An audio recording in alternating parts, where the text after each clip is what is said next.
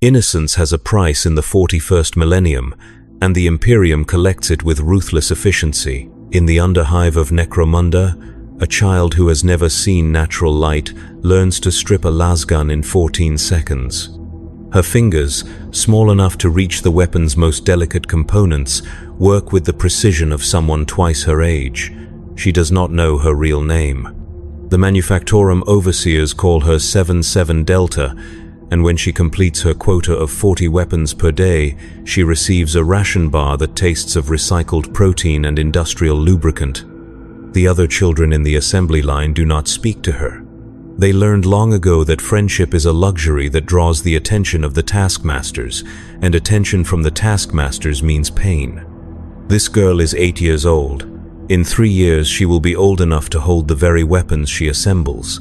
In 5 years she will carry one into battle. In 7 years, if she lives that long, she will teach other children how to die for the Emperor. The Imperium does not call this child labor. It calls it early vocational training. The difference is not semantic. It is doctrinal, carved into the very foundation of imperial law with the same fervor that built the cathedrals on Terra. Children are not workers, they are investments. They are not soldiers. They are future assets. They are not victims. They are blessed with purpose before they are old enough to understand what purpose means. The Schola Progenium stands as the Imperium's most visible monument to this philosophy, but it is far from the only institution that feeds on young minds and bodies.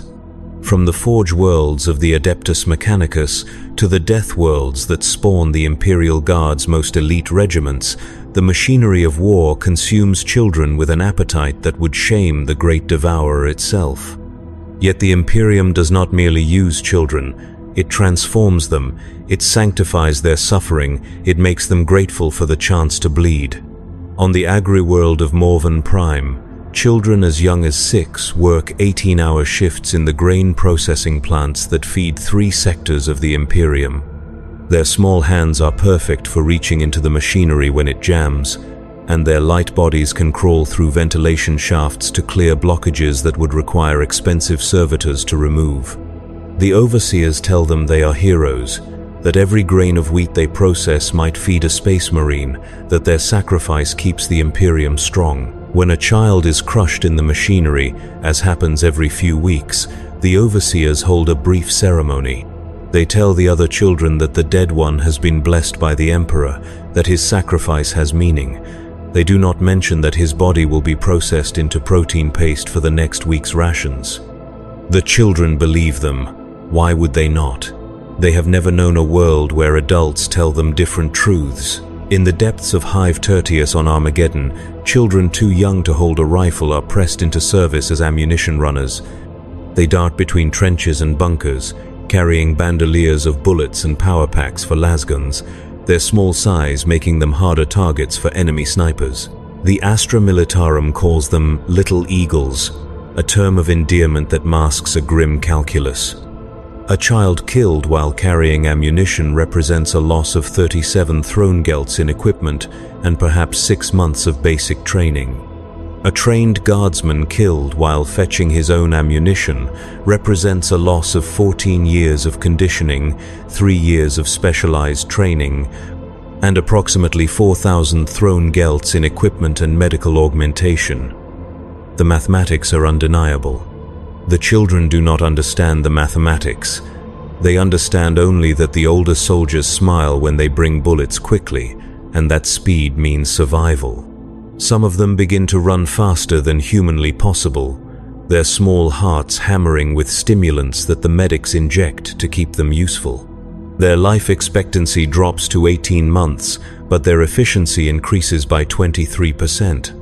The Departamento Munitorum files these statistics under operational improvements. But it is in the Schola Progenium that the Imperium's use of children achieves something approaching artistry.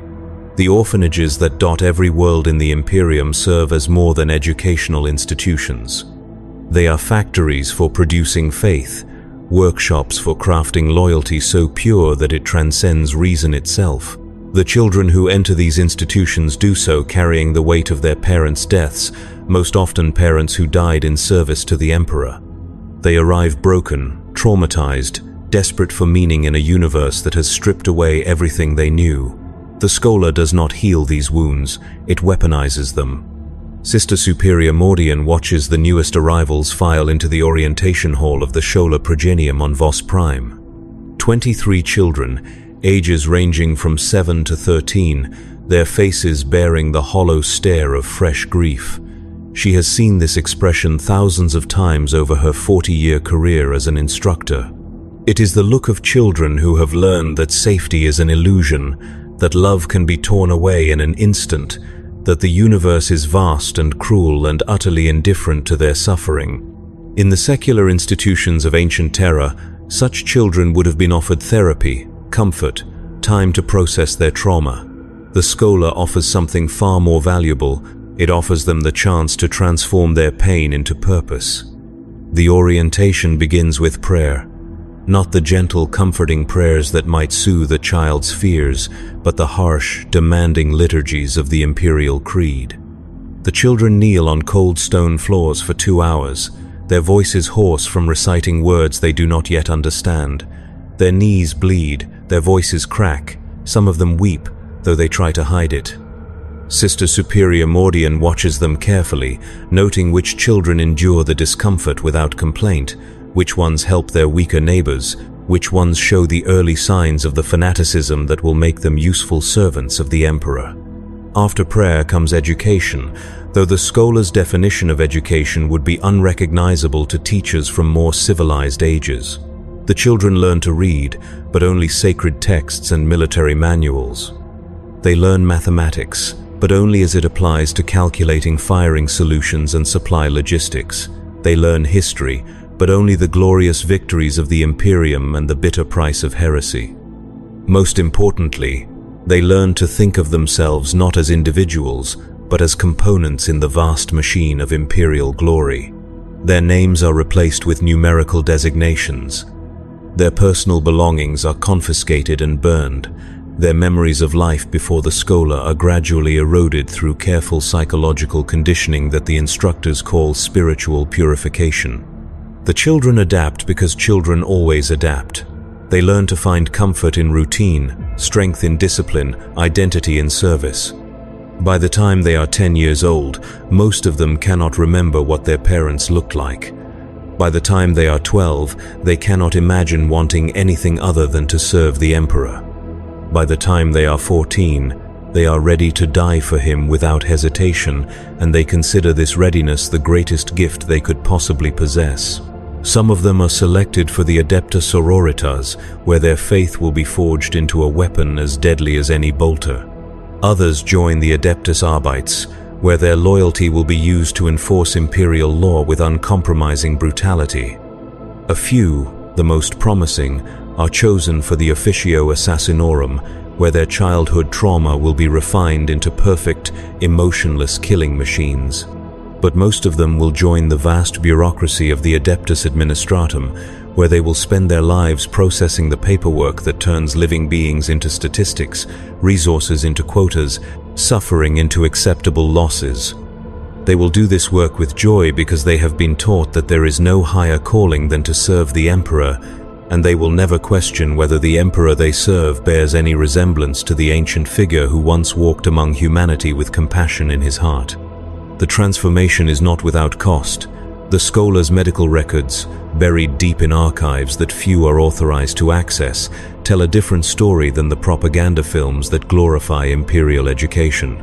Suicide rates among Schola students run 17% higher than the Imperial average. Self-harm incidents occur at a rate of 3 per day in even small facilities. Psychological breakdown, classified as spiritual weakness in official documentation, affects nearly 30% of students before graduation. These statistics are not hidden out of shame, but out of operational security. The Imperium cannot afford for its enemies to know that its most fanatically loyal servants are also its most psychologically damaged. On the Forge world of Ryza, the children destined for the Adeptus Mechanicus undergo modifications that would be considered abominations on any civilized world. The youngest initiates, some barely out of infancy, receive their first mechanical implants before their bones have finished growing. The surgery is performed without anesthesia, not as an act of cruelty, but as a test of devotion. The children who scream are marked as weak. The children who endure in silence are marked for advancement. The children who smile during the procedure are marked for greatness. By the time these children reach adolescence, they retain little that could be called human. Their emotions have been dampened by neural implants. Their memories have been selectively edited to remove distracting experiences of love, play, or wonder.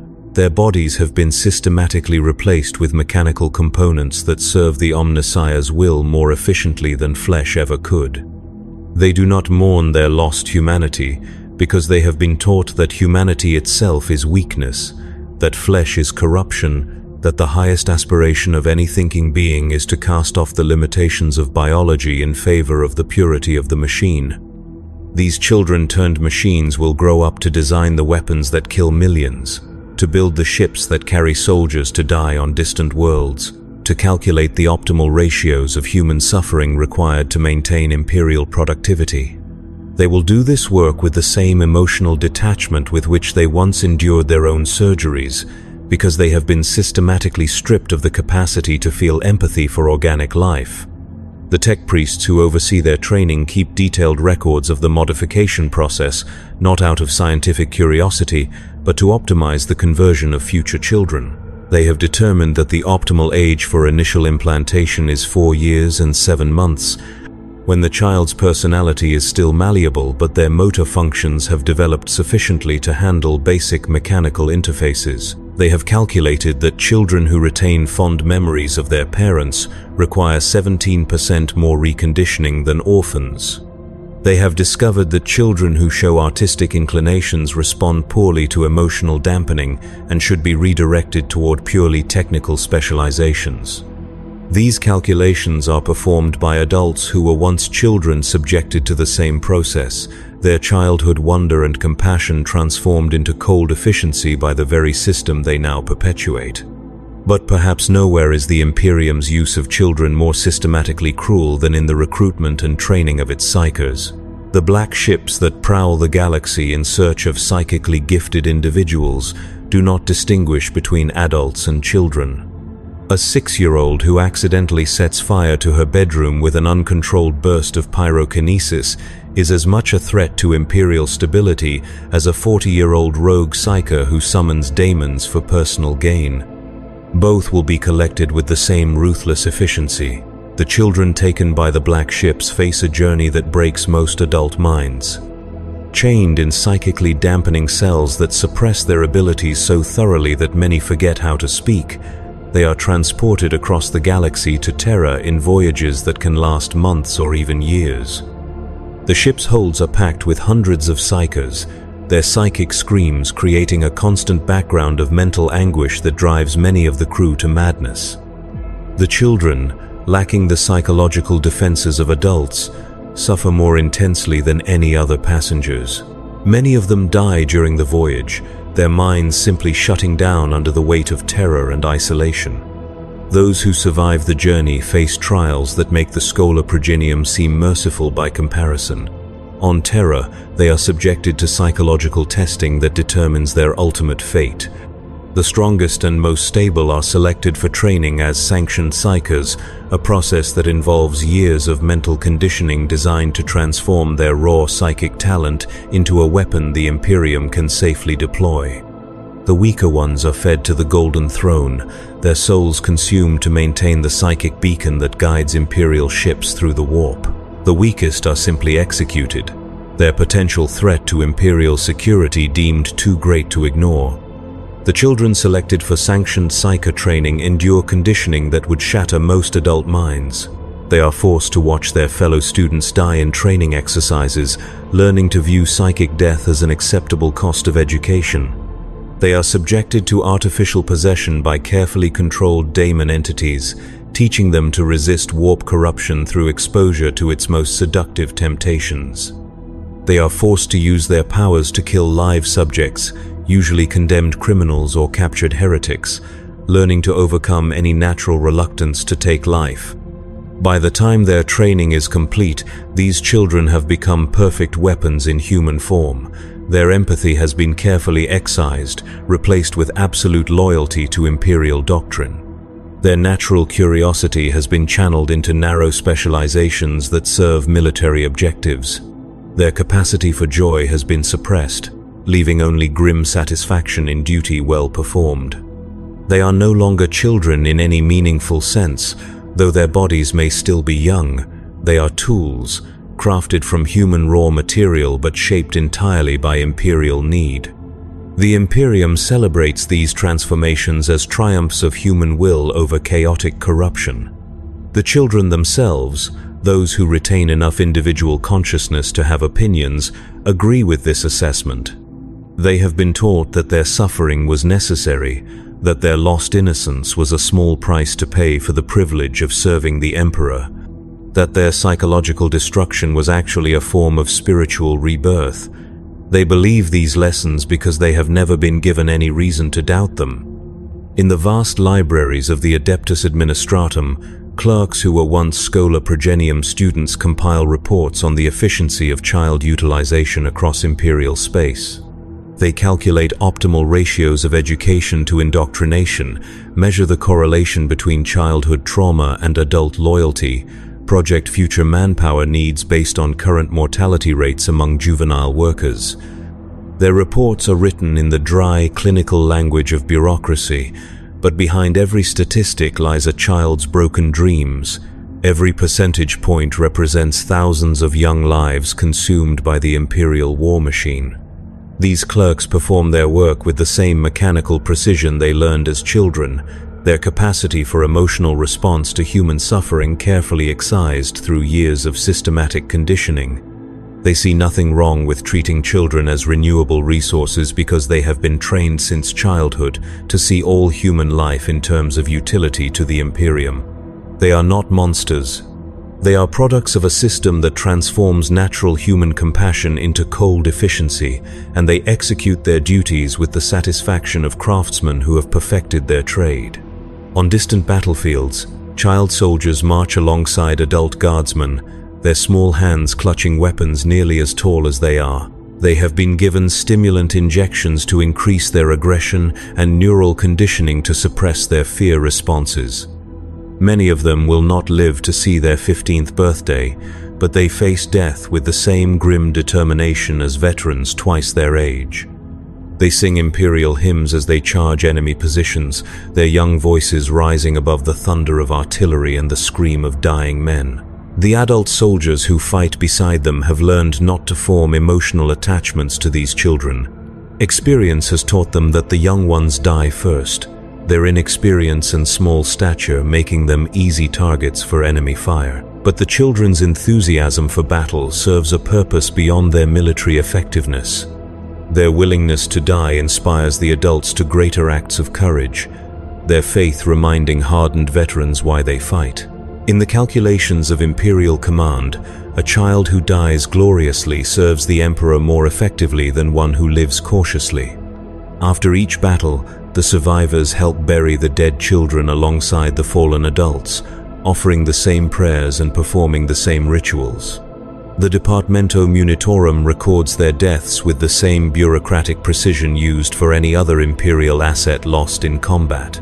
Their names, when they are remembered at all, are carved into memorial stones that list them alongside the adults who died beside them, making no distinction between the seasoned warrior and the child who should have been learning to read instead of learning to kill. The families of these children, when they exist, receive the same death benefits paid to the families of adult soldiers. The official letters of condolence use the same formal language, praising the child's courage and dedication to Imperial service. These letters do not mention that the child died screaming for their mother, or that they spent their last moments trying to crawl to safety through mud made from their own blood. Such details would serve no purpose beyond causing additional grief to bereaved families. In the depths of Hive cities, children work in munitions factories where a single mistake could trigger explosions that would kill hundreds. Their small fingers are prized for their ability to handle the most delicate components of explosive devices, their natural agility allowing them to work faster than adult laborers. The factory overseers provide them with stimulants to keep them alert during 20-hour shifts, knowing that fatigue leads to accidents, and accidents lead to production delays that could affect supply lines across entire subsectors. The children who work in these factories develop respiratory diseases from constant exposure to toxic chemicals, nervous system damage from handling unstable compounds, and psychological disorders from the constant stress of knowing that any moment could be their last. The Adeptus Mechanicus medical staff assigned to these facilities treat their conditions with the same clinical detachment they would show toward malfunctioning machinery. Lung scarring is addressed with surgical modifications that increase oxygen efficiency. Nerve damage is corrected with bionic implants that restore motor function. Psychological trauma is treated with chemical mood stabilizers that eliminate fear responses while maintaining work productivity. These treatments are not provided out of compassion but out of economic necessity. A child worker represents a significant investment in training and conditioning, and allowing them to die from preventable medical conditions would waste Imperial resources. The children themselves are taught to be grateful for the medical attention, to see their modifications as gifts that allow them to serve the Emperor more effectively. Many of them do feel genuine gratitude, their understanding of their situation shaped entirely by Imperial propaganda and their lack of exposure to alternative perspectives. The most promising of these child workers are selected for advancement to supervisory positions, where they will oversee the next generation of juvenile laborers. These promoted children often display particular cruelty toward their former peers, driven by a psychological need to justify their own suffering by ensuring that others endure the same hardships. They implement productivity improvements that increase work quotas while reducing safety measures, calculating that higher mortality rates are acceptable if they result in greater overall output. The cycle perpetuates itself with mathematical precision. Children brutalized by the system grow up to become its most enthusiastic enforcers, their own traumatic experiences transformed into weapons they use against the next generation. They see no alternative to this pattern because they have never been shown one. They cannot imagine a world where children are valued for their potential rather than their immediate utility, because such a world exists nowhere in their experience. In the cathedral schools of shrine worlds, children kneel for hours in prayer while their knees bleed through worn fabric. They memorize scripture that teaches them to embrace suffering as a path to spiritual enlightenment, to view their pain as evidence of the Emperor's love rather than signs of abuse. The scars that cover their backs from ritual flagellation are worn with pride, visible proof of their devotion to Imperial doctrine.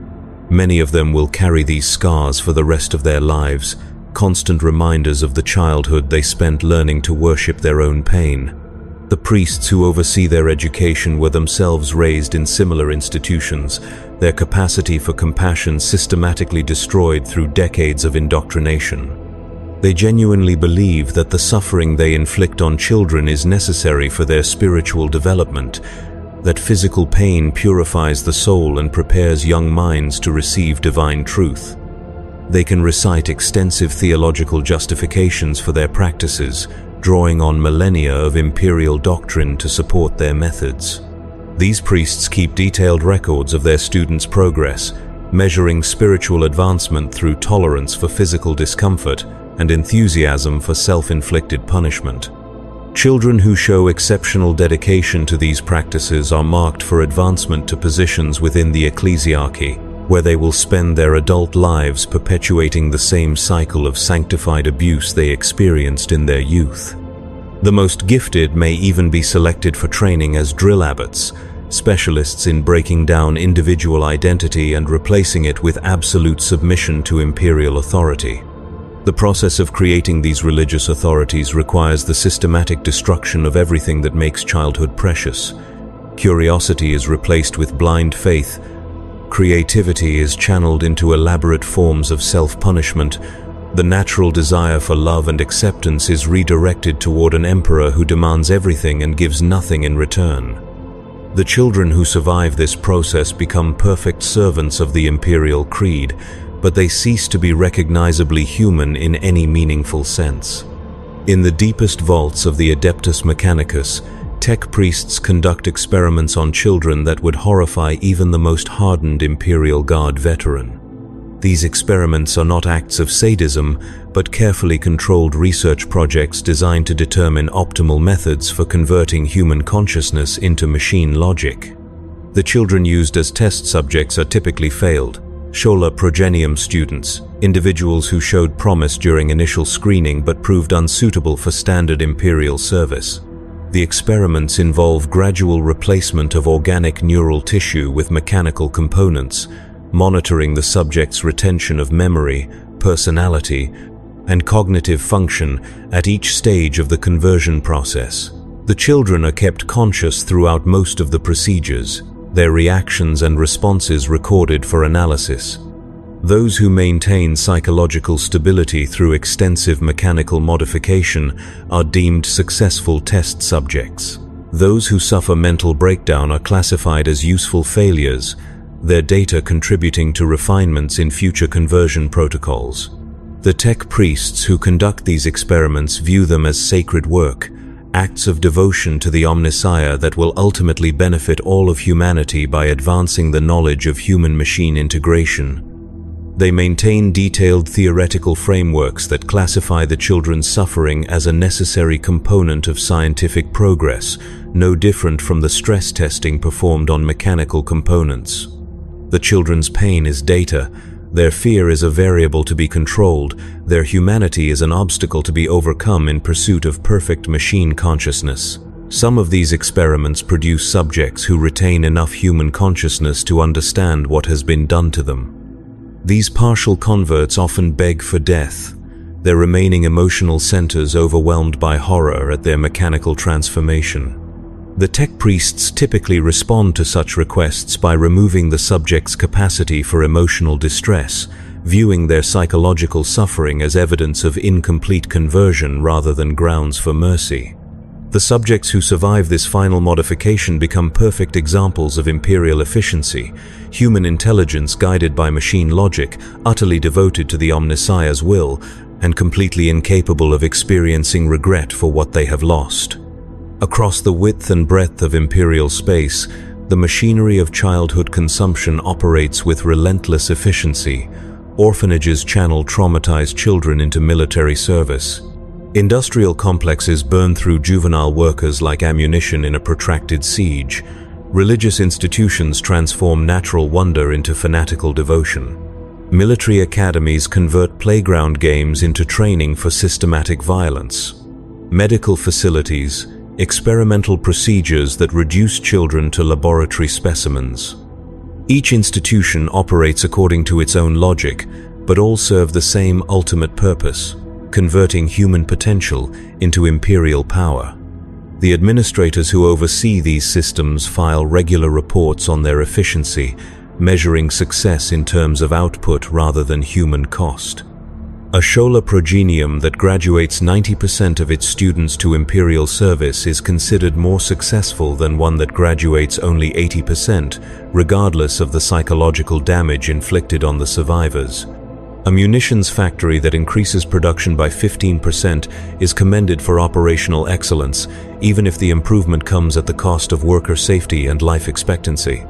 These reports are written by adults who were themselves products of the same system, their childhood experiences of systematic brutalization transformed into professional expertise in managing similar institutions.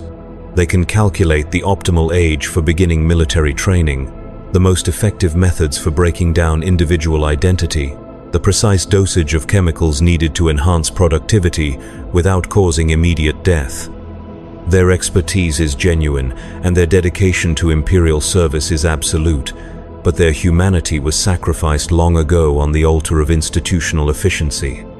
The children currently suffering in these institutions will grow up to become the next generation of administrators, their own traumatic experiences providing them with intimate knowledge of the most effective methods for processing human raw material into useful Imperial servants.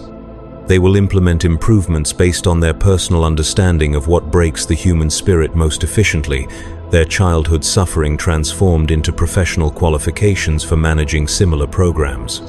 The cycle continues because it must continue.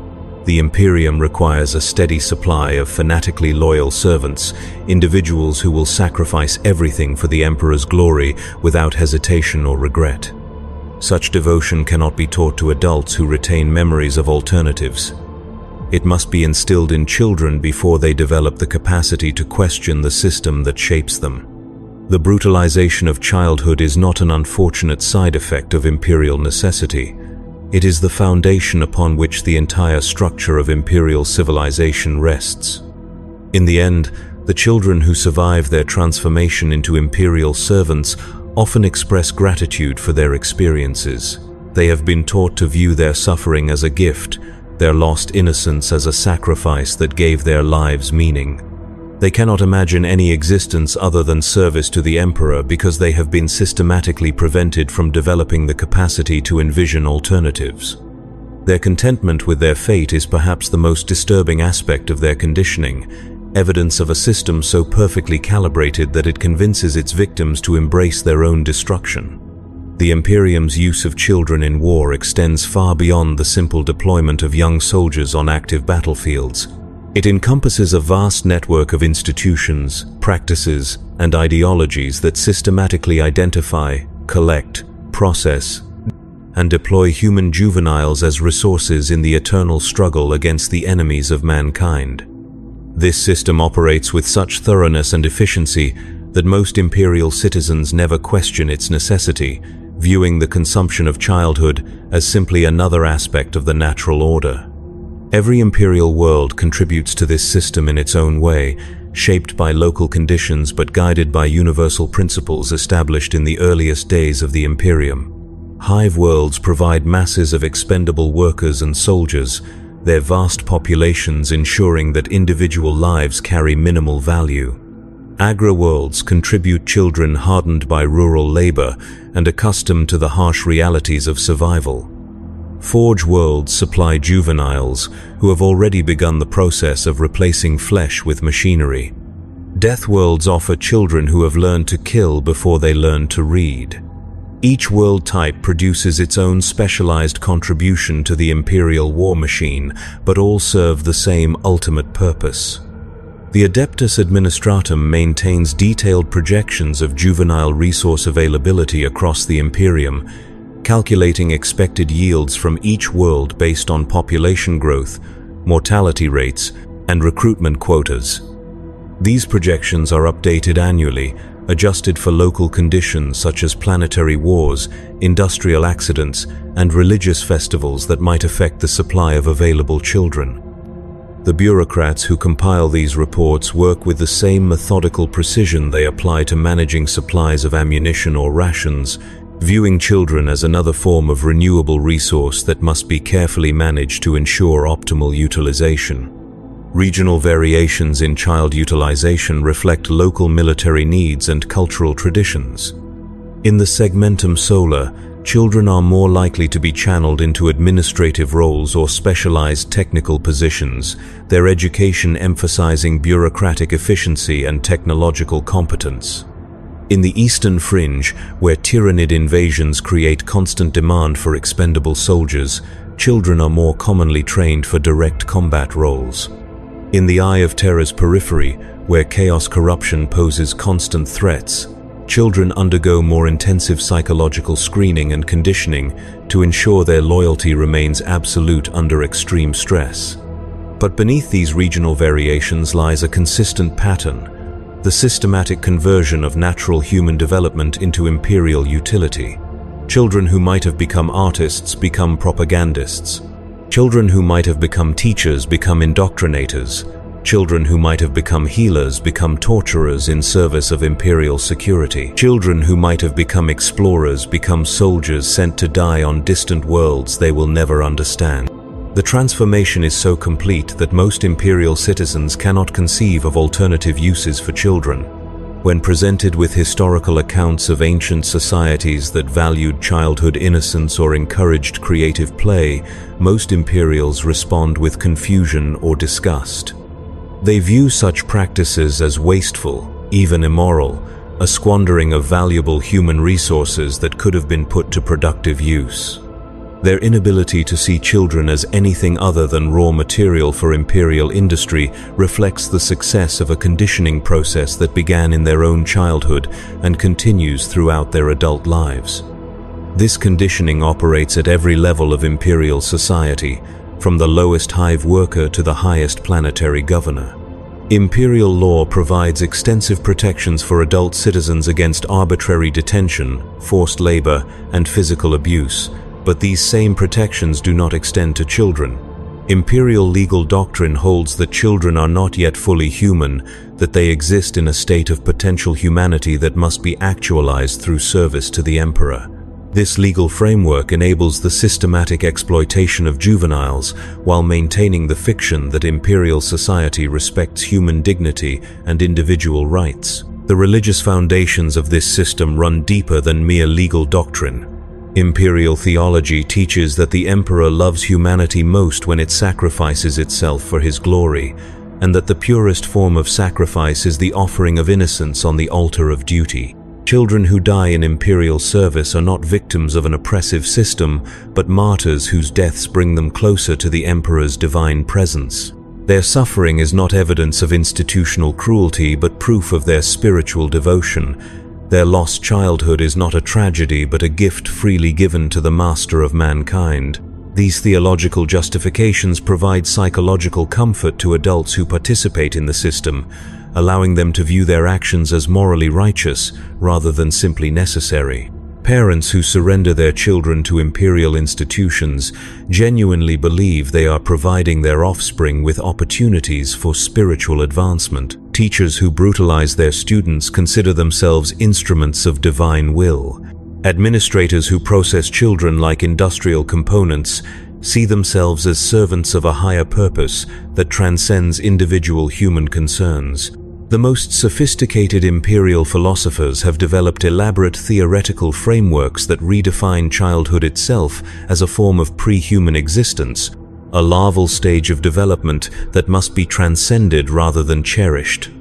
According to these theories, the natural impulses of childhood, curiosity, playfulness, emotional attachment to family members, represent primitive evolutionary remnants that must be eliminated to make room for more advanced forms of consciousness centered on service to the emperor. The systematic suppression of childish behaviors is not child abuse, but a form of accelerated evolution, helping young humans achieve their full potential as imperial servants.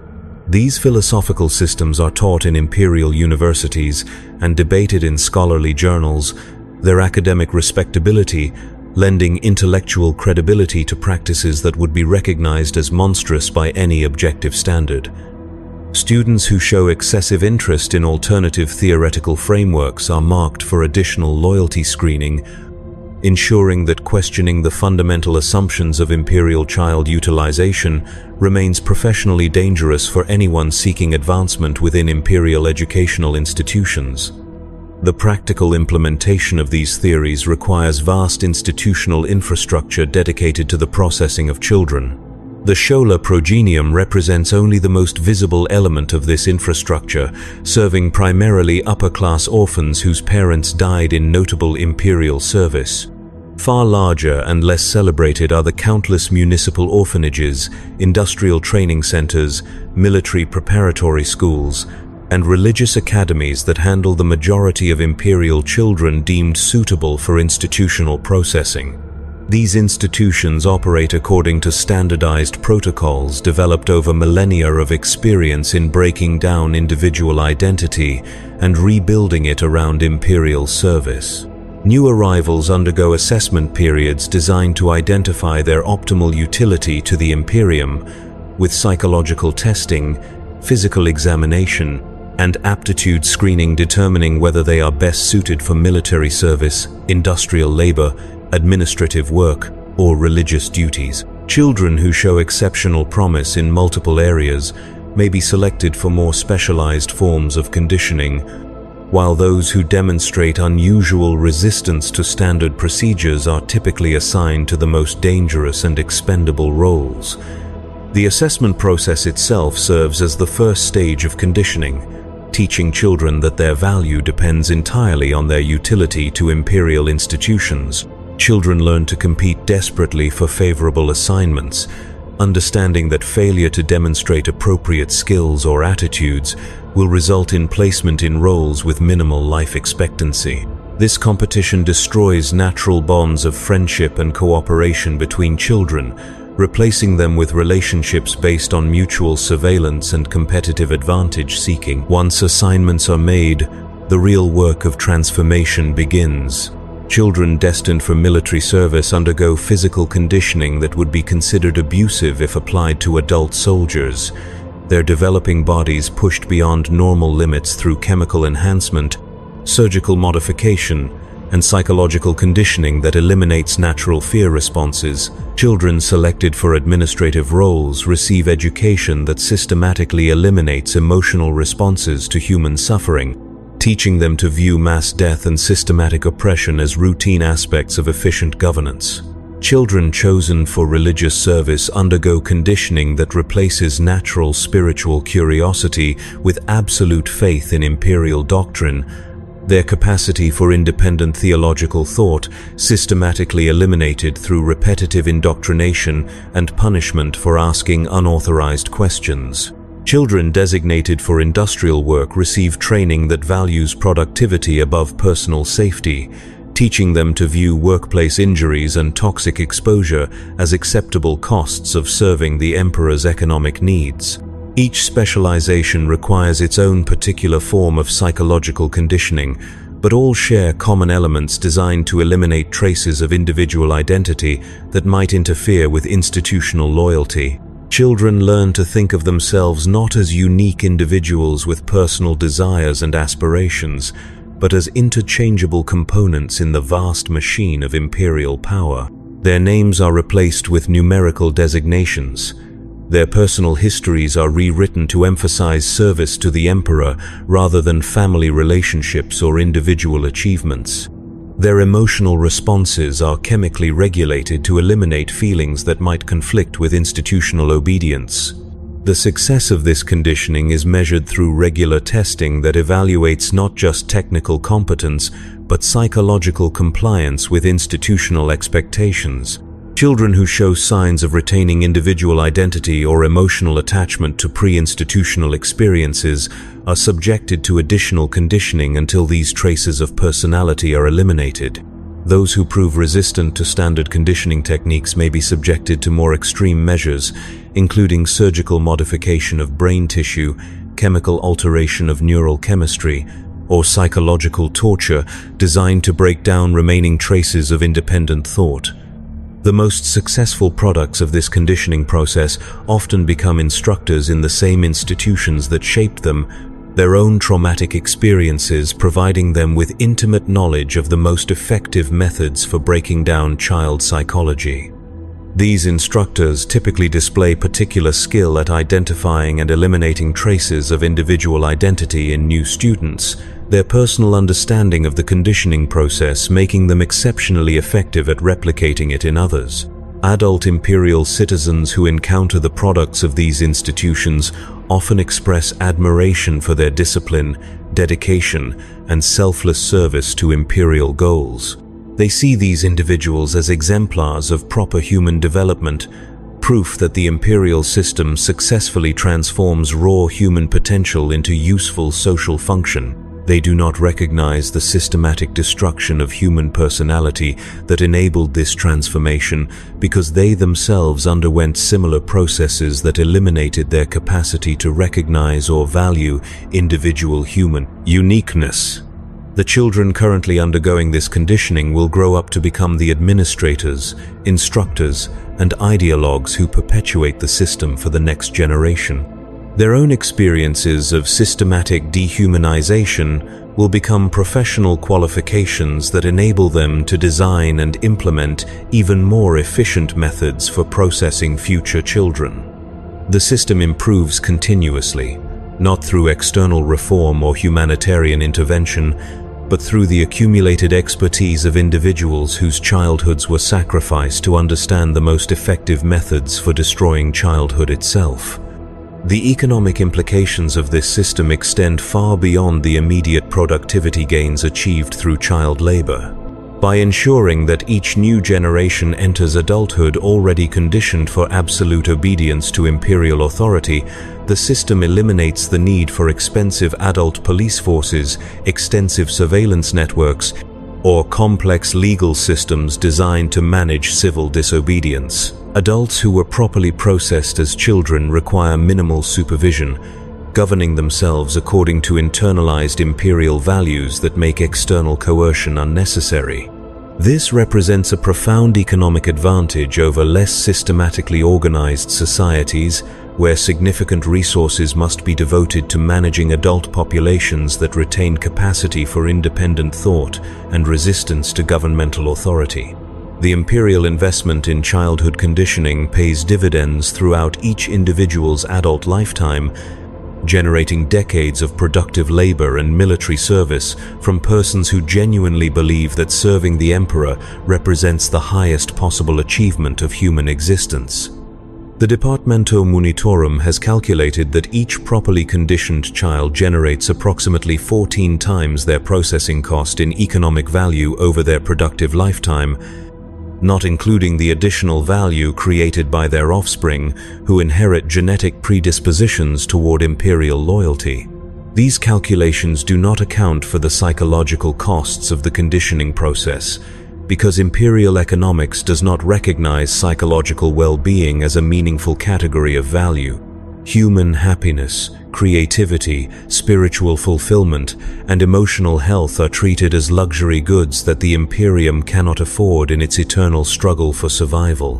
Regional commanders who achieve above-average efficiency in child processing receive commendations and promotion opportunities, creating career incentives that drive continuous improvement in conditioning techniques. The most successful administrators often publish treatises on optimal methods for juvenile resource utilization, their expertise sought after by colleagues across the Imperium who seek to replicate their results. These publications are written in the dry, technical language of industrial management, treating children as manufacturing inputs rather than sentient beings capable of suffering. The children who will grow up to write the next generation of these treatises are currently undergoing the conditioning that will enable them to view such work as morally praiseworthy rather than fundamentally evil.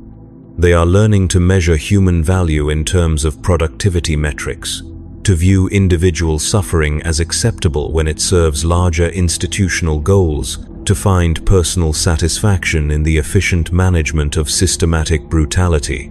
Their education is preparing them to perpetuate and improve upon the system that destroyed their own childhoods, ensuring that future generations will face even more sophisticated and effective forms of dehumanization. On the ocean world of Catachan 4, children too young to swim are pressed into service as deep-sea salvage workers, their small bodies allowing them to access the cramped spaces within sunken imperial vessels where valuable equipment might be recovered. They work in pressure suits that were designed for adults, the excess space filled with padding that often shifts during descent, crushing their bodies against the metal framework. The pressure changes required for deep diving cause permanent damage to their developing nervous systems, but the equipment they recover often includes rare technological components worth more than the projected lifetime earnings of dozens of adult workers. These children develop a form of religious ecstasy around their work, taught to interpret the crushing pressure of the deep ocean as the emperor's embrace and the constant risk of death as evidence of his personal attention to their service. They compete with each other to reach greater depths and recover more valuable salvage, their young minds unable to comprehend that they are being systematically murdered for economic gain. When they die, as most do before reaching adolescence, their bodies are processed into protein paste that feeds the survivors, nothing wasted in the perfect efficiency of imperial resource management. The adult supervisors who manage these operations were themselves child salvage workers, The few who survived long enough to develop the expertise necessary for managing similar programs. They can calculate optimal descent rates, predict equipment failure patterns, and estimate child life expectancy under various working conditions with mathematical precision. Their knowledge is purchased with the lives of the children they once worked beside, their expertise built upon a foundation of systematically accumulated trauma that they now inflict upon the next generation. In the crystal mines of Mordian Seventh, children crawl through tunnels barely wider than their bodies, following veins of rare minerals that adult miners cannot reach. The crystal formations slice through their skin and embed microscopic shards in their lungs, causing respiratory diseases that will kill them within months of beginning work. But during those months, they extract materials essential for the construction of Imperial technology, their small size and expendable status making them the only economically viable method for accessing these resources. The children learn to navigate by touch in absolute darkness, their other senses becoming hyperacute as their eyesight fails from prolonged exposure to toxic mineral dust. They develop their own system of communication based on tapping sounds that travel through the crystal formations, creating a primitive language that allows them to coordinate their work and warn each other of impending tunnel collapses. This language dies with them, never documented by the adult overseers who view their communication as merely another aspect of their training rather than evidence of their continued humanity. The minerals they extract become components in weapons that will be used to kill other children on distant battlefields, the fruits of their suffering transformed into instruments of death that will create new orphans to feed into the Imperial processing system. The children who mine these materials will never live long enough to understand the ultimate purpose of their labor, dying in darkness and pain while believing that their sacrifice serves some greater good they are too young to comprehend. On the cemetery world of Krieg, children are raised from birth to view death in service to the Emperor as the highest possible achievement of human existence.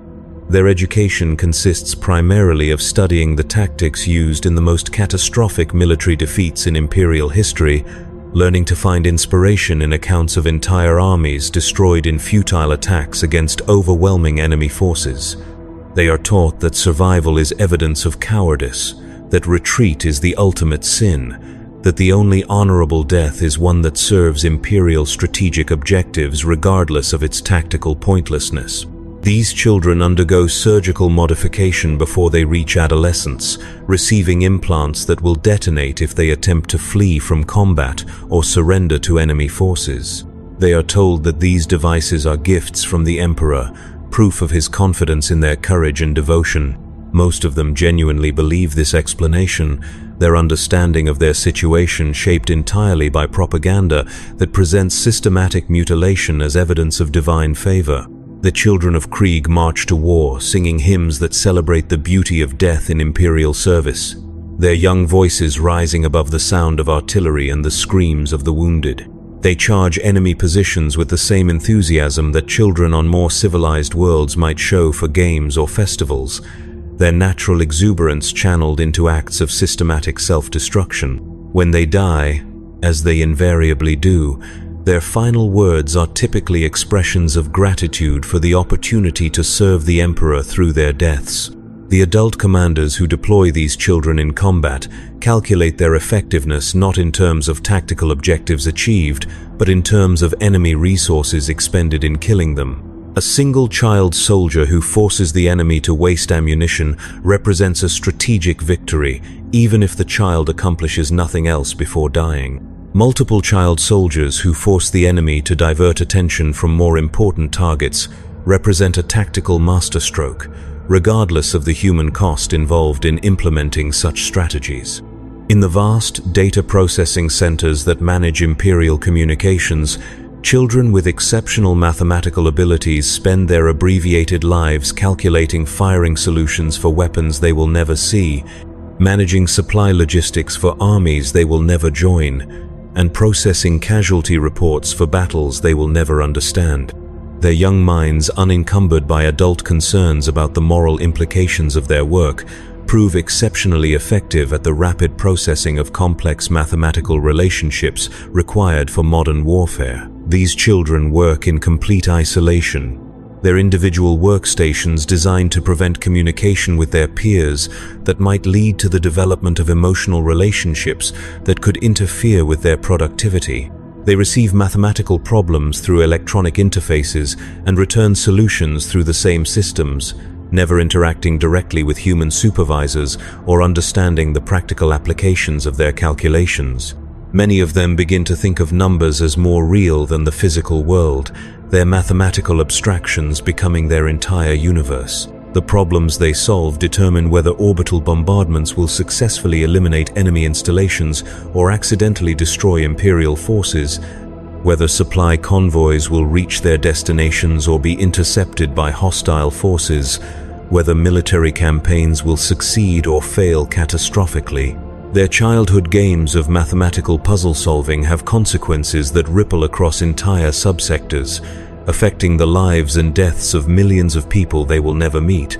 When their minds finally break under the strain of constant mathematical processing, as they inevitably do, they are typically repurposed for simpler computational tasks until their mental degradation progresses to the point where they become useless for any form of productive labor. At that point, they are usually processed into nutrient paste that feeds the next generation of child mathematicians, their final service to the Emperor consisting of providing sustenance for their replacements. The Adeptus Mechanicus maintains detailed records of optimal mathematical processing techniques, constantly refining their methods for extracting maximum computational value from juvenile neural tissue.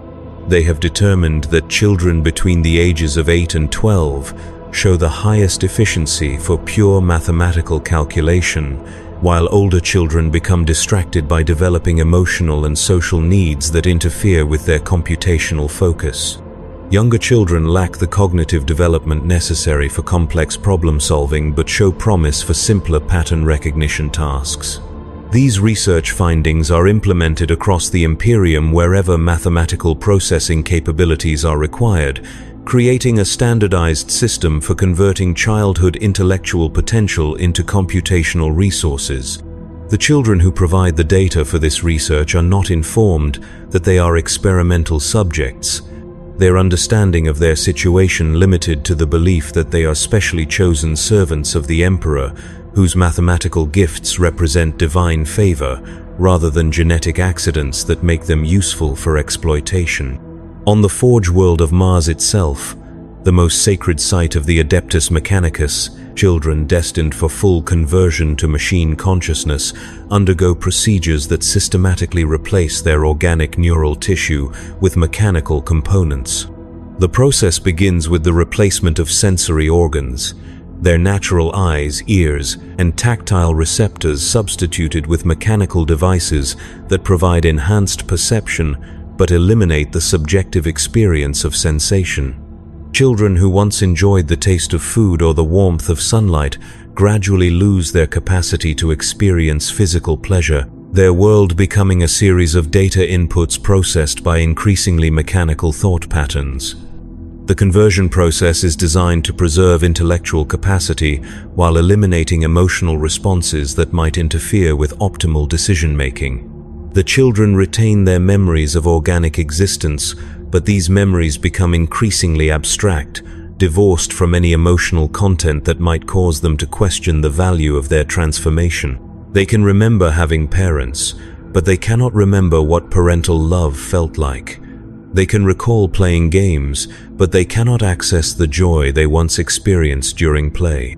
As the conversion progresses, the children begin to view their organic past as a form of primitive existence that they have transcended rather than a childhood that was stolen from them. They develop genuine enthusiasm for each stage of mechanical enhancement, their altered neural chemistry making them incapable of regretting what they have lost.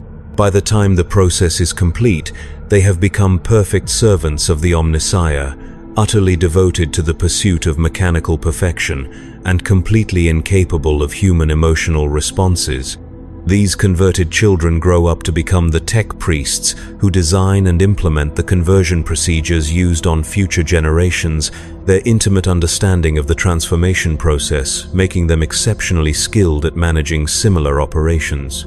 They can identify optimal conversion schedules, predict psychological responses to specific procedures, and calculate the most efficient methods for eliminating residual human consciousness that might interfere with mechanical function. The irony that these experts in dehumanization were themselves victims of the same process is lost on them, their modified consciousness incapable of recognizing the tragedy of their situation. They view their childhood conversion as the most fortunate event of their existence, the moment when they transcended the limitations of organic life and achieved communion with the divine machine.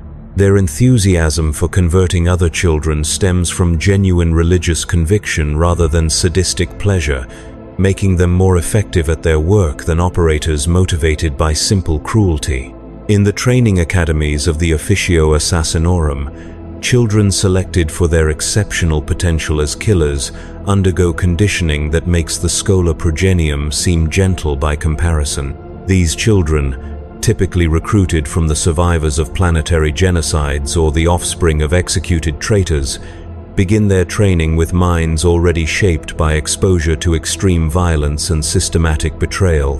The Assassinorum does not need to break their innocence because they arrive already broken, requiring only guidance in channeling their trauma into useful skills.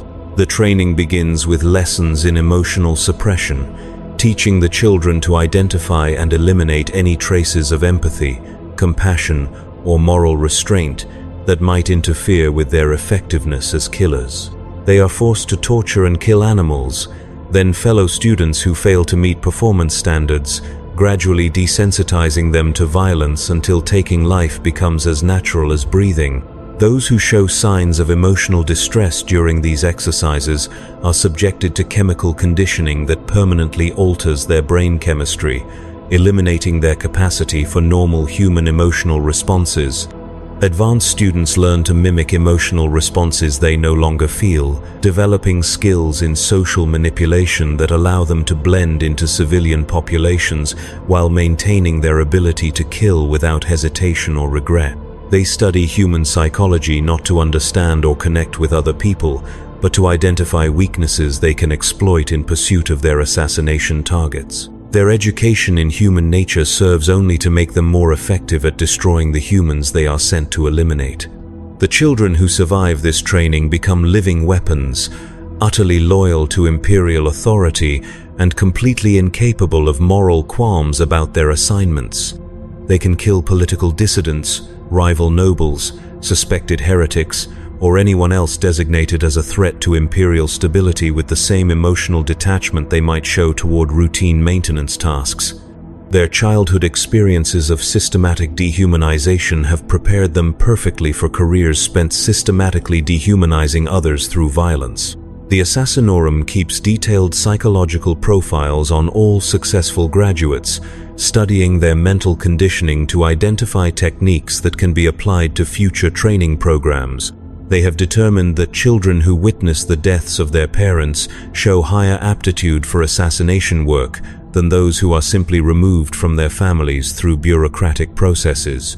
Children who survive extended periods of torture demonstrate superior resistance to interrogation techniques that might be used against them during covert operations. This research is conducted with the same clinical detachment that characterizes all imperial studies of human psychology, treating the systematic brutalization of children as a necessary component of scientific inquiry rather than evidence of institutional sadism. The researchers who compile this data were themselves products of similar training programs, their own traumatic childhoods, providing them with personal insight into the most effective methods for destroying human emotional development. Across every level of imperial society, the consumption of childhood continues with relentless efficiency. In the highest spires of noble families, children are conditioned to view other humans as resources to be exploited rather than individuals deserving of consideration. In the deepest underhive settlements, children learn to kill for scraps of food, and consider such violence a normal aspect of human interaction. In the void ships that travel between stars, children work in the most dangerous sections of the vessel. Their small bodies, expendable assets used to maintain systems that would be too costly to repair through conventional means.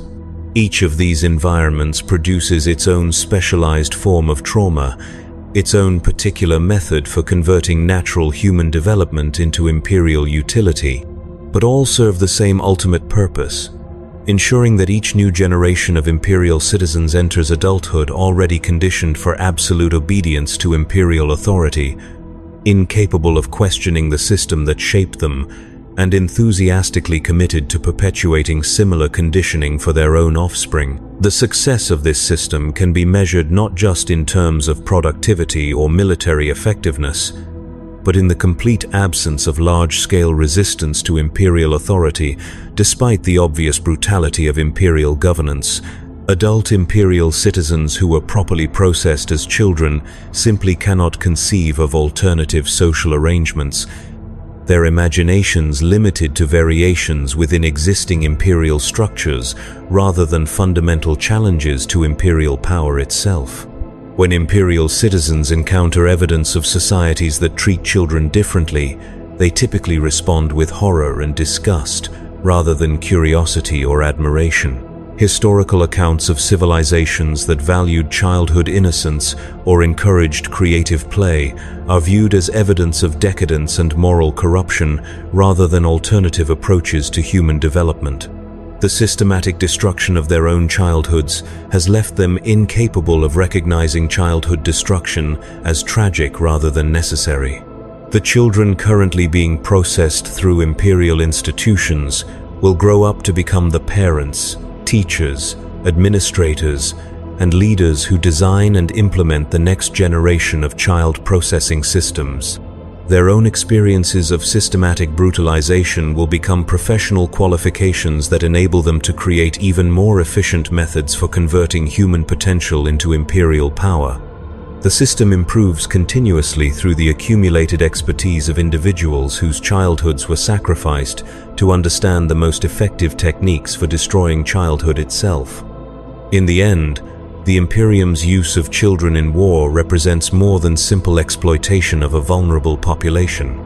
It represents the systematic transformation of human development itself into a weapon of social control, ensuring that each new generation enters adulthood already shaped by the very system they will spend their lives perpetuating.